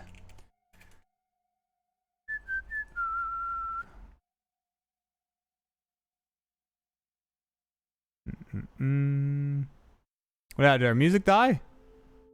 We're still going. So we are getting our equipment. A spell book we have. I'm not gonna worry about this other stuff, but you know, we can pick these things, which are all in the book. If we look at an explorer's pack, it'll say it has, you know, a rope and pitons and a grapple hook and whatever. Component budget, Arcane Focus. Oh, I guess one thing we didn't talk about, and well, we'll talk about when we get into combat, actually, is ritual casting. I think we're pretty much ready. Oh, damage on the quarterstaff. That's what I was doing. So damage, we looked it up. I remember from the sheet, it is 1d6 plus only our stat. No proficiency to damage. So in our case, it's 1d6 -1 because we fucking suck at it. But remember, it's versatile if we want to use it 2 hands, which nobody ever does. It would be 1d8 -1, which this text is not resizing, but pretend it is. We won't worry about that. That'll just confuse folks. Be right back. Need some help making a pact with the Blade Warlock. Is a halberd a versatile weapon? I do not know off the top of my head. If I were at the table, I would pull my phone out, type 5e halberd. Look at that. It's probably the top one on D&D Beyond. I mean, I could spend 10 minutes looking through the book and, you know, go to the back and, halberd, okay. Halberd is not a versatile weapon. It's heavy, it has reach, which means you can use it from 10 feet away, which is kind of broken. And it is also two-handed. But it is not versatile.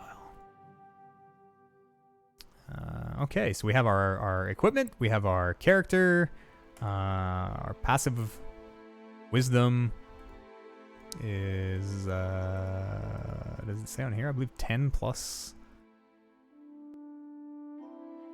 10 plus?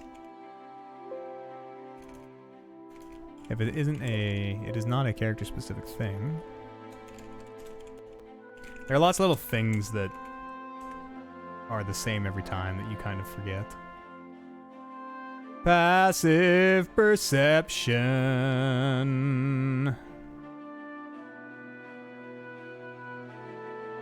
I think is just the total. Valsty, you know passive perception. Oh, here we go. Passive perception. 10 plus the creature's wisdom modifier. I did know it. Good for me. Which in our case is 11. This is a number that the GM or the DM needs to know. This is, if somebody's sneaking up on you, you won't know they're sneaking up on you. They're sneaking.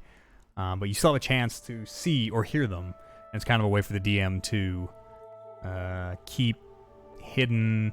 It's a way to role-play hiding and stealth and things. Not knowing the halberd has reach. I had somebody in this game, I'm DMing a game, we're like 7 or 8 sessions in or something, is the first time I've ever had anybody ever use a reach weapon. Ever. In years and years of D&D. They're like, no, this hits at 10 feet. I was like, what? No, what? Oh, it's so strong. It's so strong. Notice that perception is 10 plus perception. No, sir. Unless I totally misread that page. It is 10 plus stat. It's just little things, though, right? Little things that, again, if you and I both DM'd a game, Balsti, and calculated passive perception differently, would anyone even notice? No, probably not, right? It's not a huge deal. But the rules are there to kind of, it's to maintain balance. It's to make like hard but fair encounters for the most part. So we have all this other stuff. We have age, we have height, we have skin, we have weight, we have hair. We're not going to do any of this. Backstory, allies and organizations, appearance. This is all role-playing stuff. This is all for you to decide. Kind of the only advice I'll give you for coming up with your character is, excuse me, think about them like real people. You know, think about them when they were younger. What was the day-to-day like, right? They had lives. A lot of times these characters kind of just get boiled down into like 1 or 2 point form events. But you can get a lot of really good role playing from, you know, were they poor growing up? Was there always enough to eat? Yada yada yada. Like try and go through it, kind of much like you've been through your own life. Think back to, okay, well, when I was young, you know, here's kind of what I remember. Well, what might your character remember when they were young? And just kind of the more you treat them like a real person, the easier and the better the role playing is, I find. You know, whereas if I just have a couple key points of, you know, went to magic college, robbed a bank. Okay, well, why? You know, but that doesn't tell us anything about the character or who he is or, you know, how he came to these situations or how he came to where he is now. And just try and think about him like real people. So we have our character. More or less, we're done. Boom, we did it. Does it normally take this long? No. After you've made a couple, you just rip them off. And we are skipping a couple parts. Now we need to know how to actually play. So we have our character, we've printed it off, we have our sheet. We're ready to sit down and play. The DM is kind of set up the scene for us, whatever's happening. You know, we're in a dark forest. I don't know. Sent out to hunt some wolves. You know, we're on a contract. We're on a bounty contract. Me and my 4 companions or whatever. And quite often the DM will set the scene. You know, maybe hit the music. if they like to use music like I do. These playlists, which if you DM, you can use. Where did I say we were? Forest? It's probably dark and creepy here in the forest, right? Yeah. Basti is right. It is 10 plus wisdom plus proficiency if you have perception proficiency. Okay.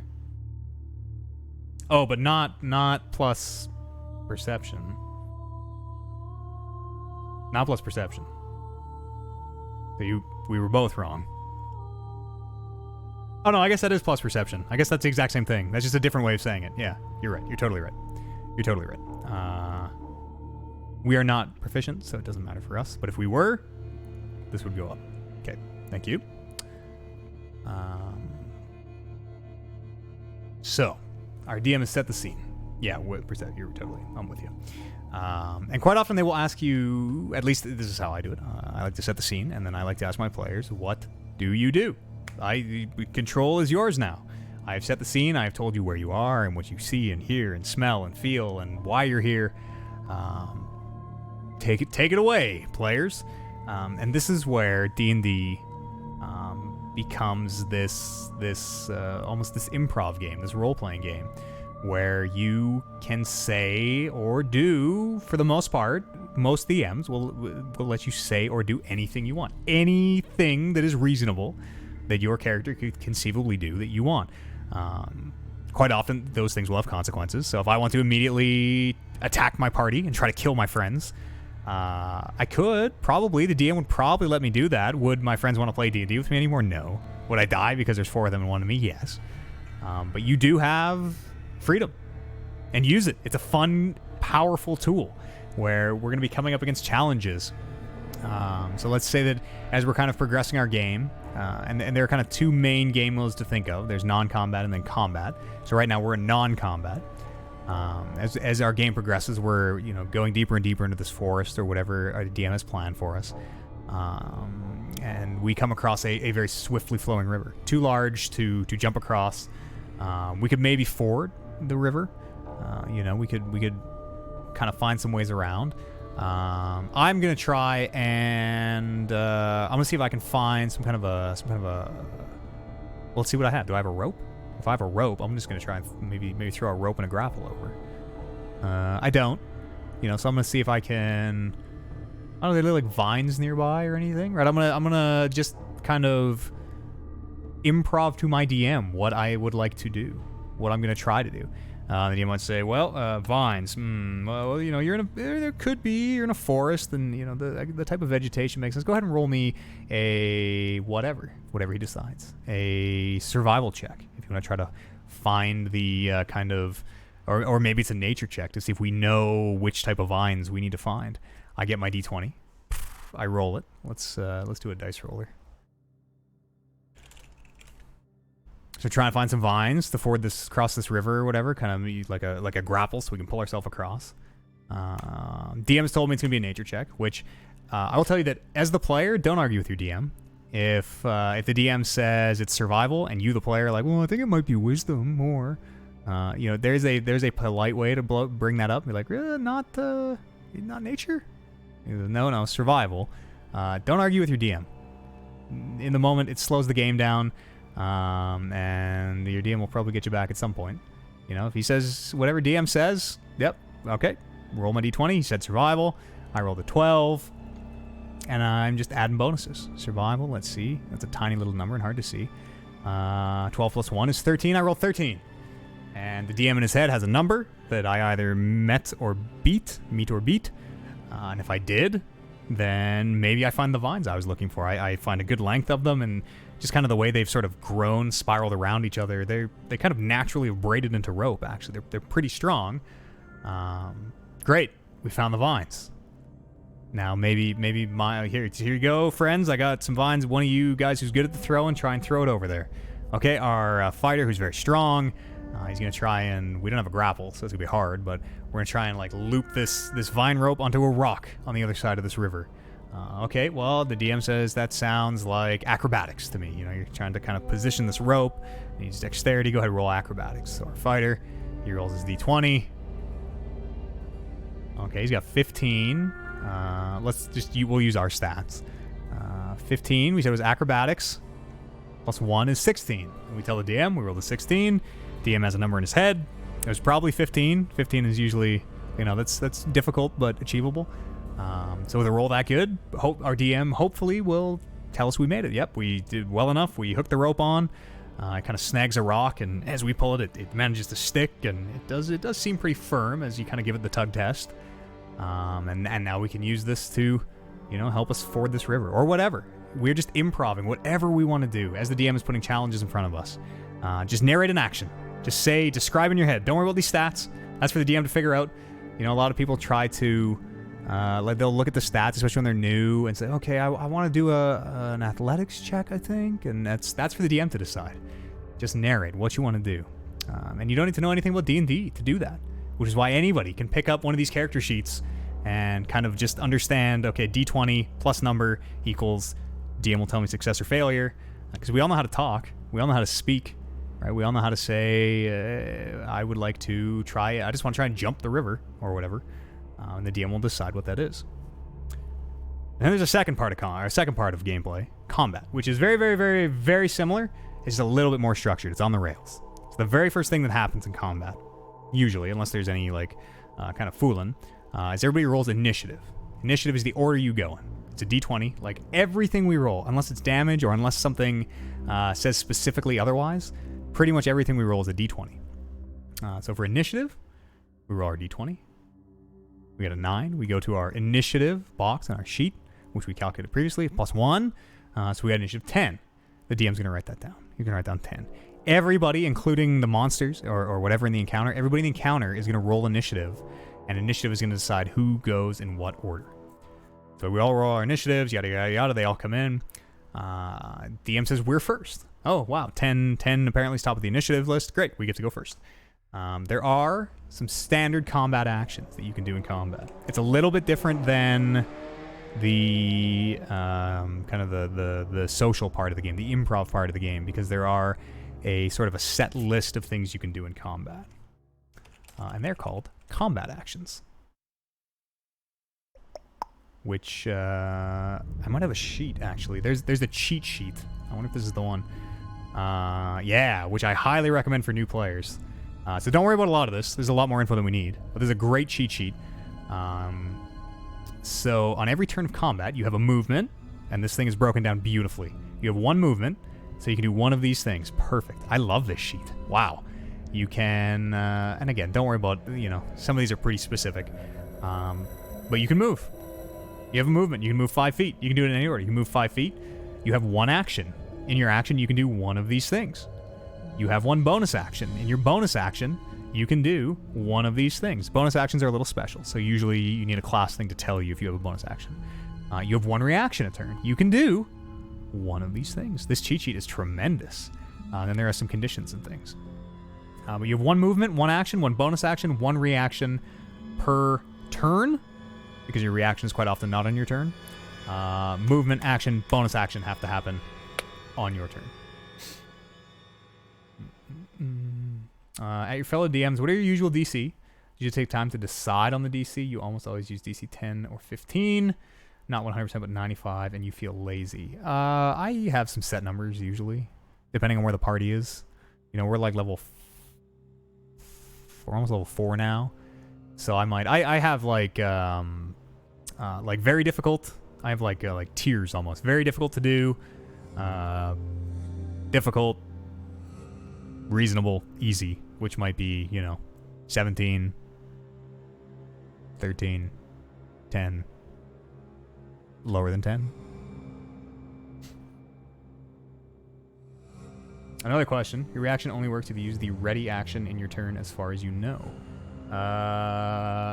So your reaction can be things like an attack of opportunity, which we'll go into what that is. Right? Attacks of opportunity. You don't ready an attack of opportunity, but if you have the chance to do one, you may use your reaction on your turn to do that. Also, a lot of spells will use reactions. Shield will use reactions. But yes, you can ready an attack as part of your reaction. So movement, pretty standard. Let's get some combat music on here. We're in combat. We got to fight. Boom. Oh no, it's Knowles. It's always Knowles. So for our movement, and again, we can do this in any order. Usually there's a combat map. Usually you're playing on a physical grid, which is nice, and each grid is 5 feet, which is also really nice. So you know that one move is 5 feet. Or you use some kind of, no, roll 20 as a grid. Let me just see if I can find a picture of one. Not all D&D is played on a grid, but it is. I find it just looks like this. I find it super duper helpful because then you have a little miniature on the grid and you move them around, and it really helps to represent distances and things. It's hard to do combat completely mentally as the DM, trying to keep track of where everyone is in this imagination space versus physically on a board. So we're gonna kind of assume that we're using a physical board for now. I think a grid, because I don't know anybody who plays entirely in the head. Does anybody in chat play entirely in the dome D&D? I think most people do use some sort of visual representation for combat. But we have our move. All right, so this grid we're just using for example's sake. We have a move, which for our gnome is only 25 feet. How do I know that? Because when we made our character, it told me my speed was 25 feet, so I can move 5 squares. So imagine enemies positioned on here. Imagine party positioned on here. You know, I would do my move. I can move 5 feet. I can move 5 more feet. I can move 5 more feet. And then I can do an action if I want. I can attack. Or I can cast a spell. Or I can take the dodge action, which is a special one. I'm not going to go through what all these special combat actions are. I mean, I guess I'll go over them once briefly. But again, you'll just want to look them up or have a cheat sheet. You can dash. So dashing means you use your action as a move. You double your movement speed. You can help, which gives an ally advantage, which is a kind of a dice modifier. You can cast a spell that has a cast time of 1 action. You can take the dodge action, which I believe gives enemies disadvantage on attack. You can grapple, which is a special attack. So it's kind of up to you to know what your options are. But like all the rest of D&D, they're really, really, really basic. There's just a couple basic things to understand, a couple little numbers, and then they apply them in different ways. Most of the time, you're going to be attacking. Let's pretend you're attacking. So if I were attacking or casting a spell, in my case, I would do my move, whatever, or not, because it can go in any order. I'd do whatever. Let's say I want to move 15 feet, and then I want to I run up to an enemy. I want to bring my quarterstaff down on his head. Perfect. DM says, go ahead, roll an attack. An attack, unless we get told otherwise, is a D20. I rolled a 14. I'm using my quarterstaff, so I get +1 for my attack bonus. That's a real motorcycle. Jesus. Wow, that totally my train of thought. What do we get? 15? Which is probably good enough. That gnoll has an armor class, just like I do. The DM knows its armor class. I need to meet it or beat it. If it's 15 or lower, I hit the gnoll. DM will let me know. So, you hit. Go ahead, roll damage. Okay, what's my damage? Look at my character sheet. Oh, it's 1d6 minus 1. Easy peasy. I roll a d6. 3 minus 1. I deal 2 points of... Oh, I forgot to write the damage type. There are types of damage. A quarterstaff would do bludgeoning damage. We won't go... I won't go too much into that, but there are certain creatures will be more resistant to certain types of damage, and some might be weak to certain types of damage. So it is important to know what type of damage you're dealing. We're doing bludgeoning damage with our quarterstaff. DM said, okay, 2 points of damage. He'll back on his little sheet, mark down, okay, that gnoll's taking 2 points of damage, and the combat will go to the next person. Assuming we're done, we do still have 10 feet of movement, right? We only moved 15 feet. We have a total of 25, so we can keep moving if we want. I'm gonna take 10 more feet of movement. I would like to step back. I want to step away from that gnoll. I don't want to be close. But as I do that, there's something called an attack of opportunity, which we can see down here under reaction. Attack of opportunity. Enemy leaves your reach. So as I step away from this gnoll, he can, if he wants, use his reaction to attack me as I step away. There is a special action, a disengage we could have taken, but we already used our attack, so we don't have an action left. If we did, we could disengage and not take that attack of opportunity. Spells work very much the same way. Let's say for that turn we wanted to use a spell instead of which we probably would because we're a wizard, instead of our quarterstaff. All right, I want to cast Firebolt to that gnoll. I'm not even going to run up. I'm just Firebolt him from where I am. What's my name? Traggart Windwaffle, apparently. You watch as Traggart, he brings his hand up, cups it to his mouth for a second, and you watch as this little firebolt, he kind of spits it out. And it flies towards the knoll.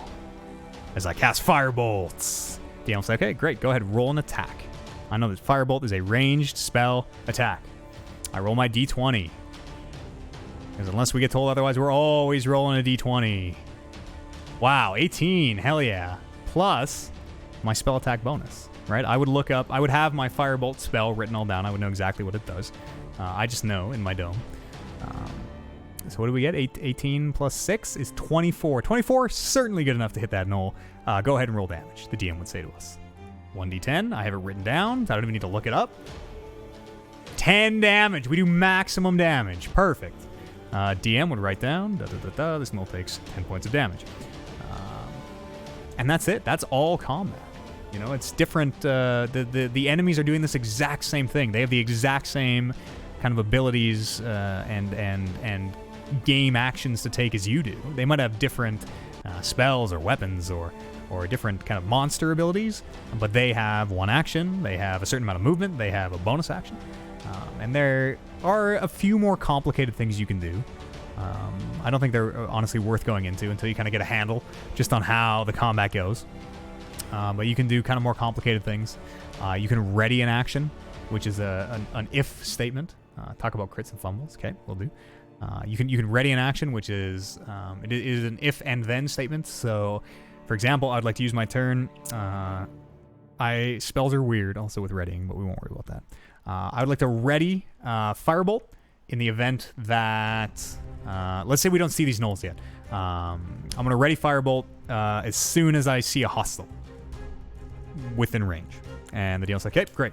That action is ready. So the turns will go on. That's my turn. My turn's done. The turns will continue. The combat will continue. If my thing happens, if one of these knolls come into combat range, or whatever my readied action was, whatever the stipulations were, then my readied action will go. It's a little weird with spells because with a level 1 spell, and again, this is up to your DM, but by the book, if you ready a level 1 spell and then don't cast it, if your if doesn't happen, you still lose the spell. The idea is you're casting the spell 98% of the way and then just holding it back for just the right second to unleash this firebolt or whatever. And then there are also some spells that like shield, that use your reaction. Talk about crits and fumbles. Crits are... This is going to be weird between the versions. I just see the weapons. So anytime you roll... Not anytime, but on attacks, if you roll a 20... Back in my day, some weapons had bigger crit ranges. I don't know if that's still the case.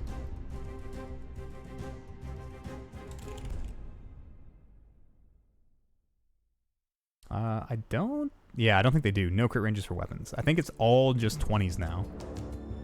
If you roll a 20, you have critically hit.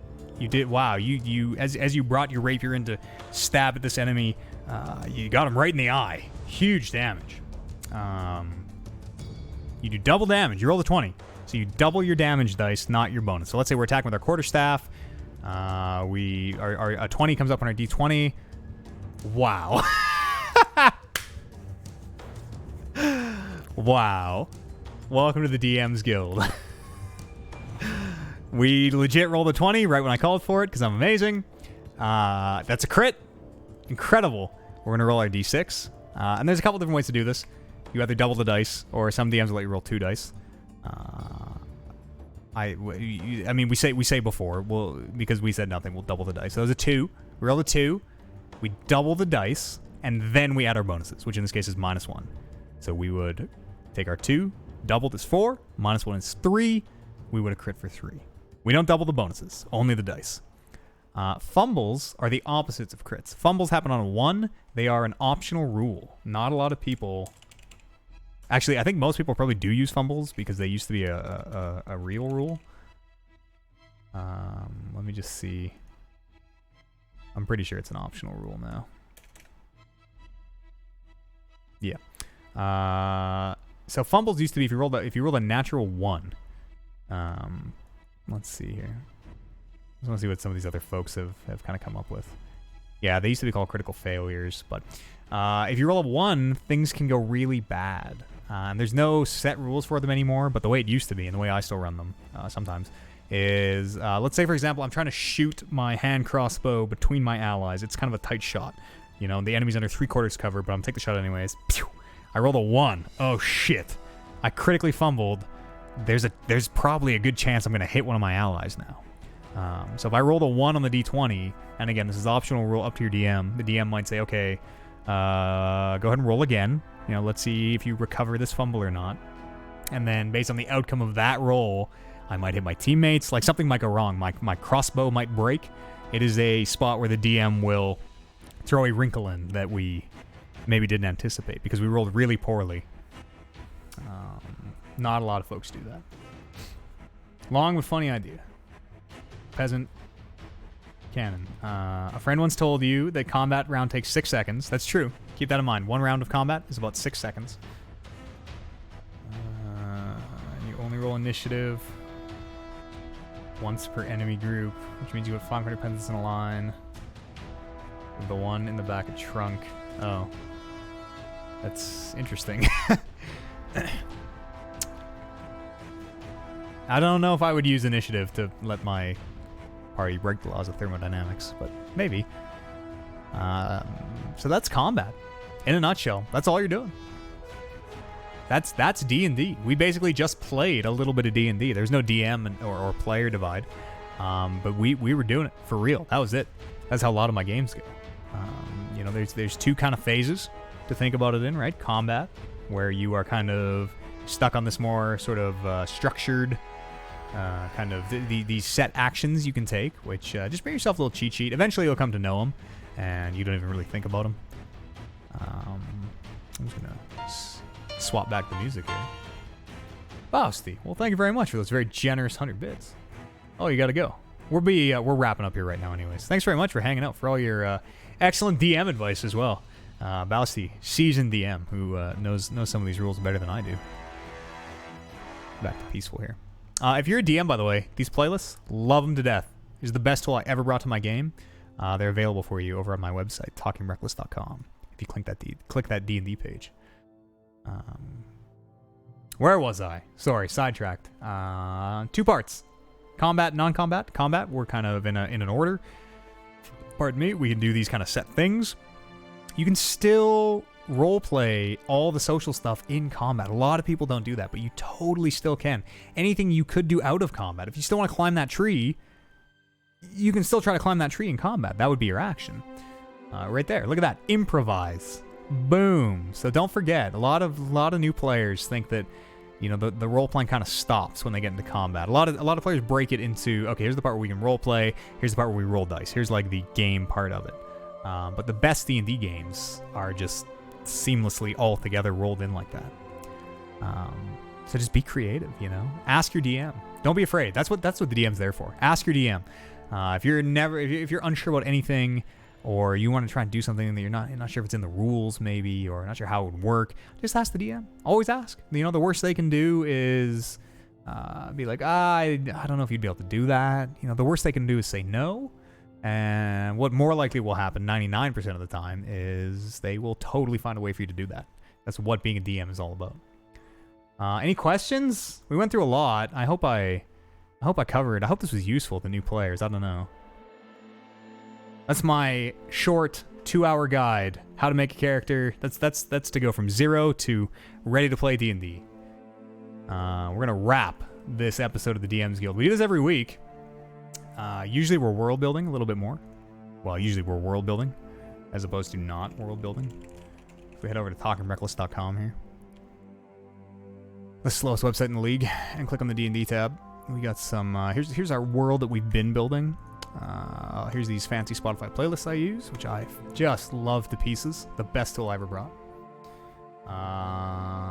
Yeah, so if you think of any questions, ask us on the Discord, of course. You can hit me up anytime. I love talking about D&D. Don't be shy. This VOD will be available to everybody. This will be for everyone. Normally these DM's Guild VODs we save for the patrons, but this one will be available to everyone.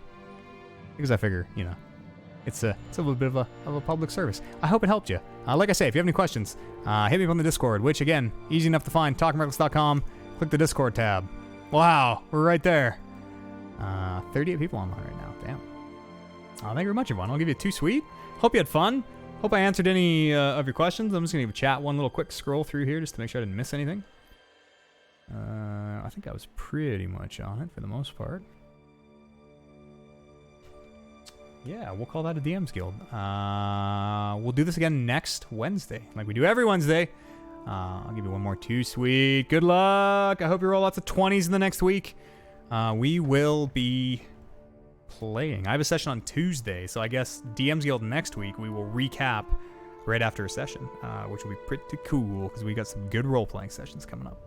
Thanks very much, everybody. You can do that thing after you're done work. Cool. The sooner the better, Whittle. Hello there. Because I'm going to work on that thing right now. Thanks very much for the follow, gang.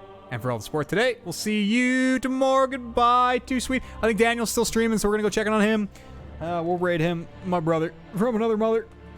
Okay. Love you lots. Goodbye. Snake Eater, totally ready to go.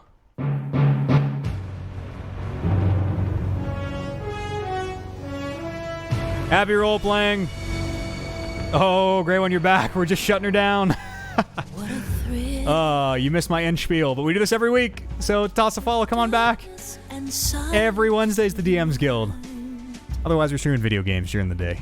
What a thrill. Ciao, ciao, gang. Happy role playing. Searching and I'll melt into you. What a fear in my heart. But you're so supreme. I give my life, not for honor, but for you. In my time, there'll be no one else. Crime, it's the way I fly to you. I'm still in a dream, snake eater. Someday you go through the rain, and someday you feed on a tree frog. It's ordeal, the trial to survive.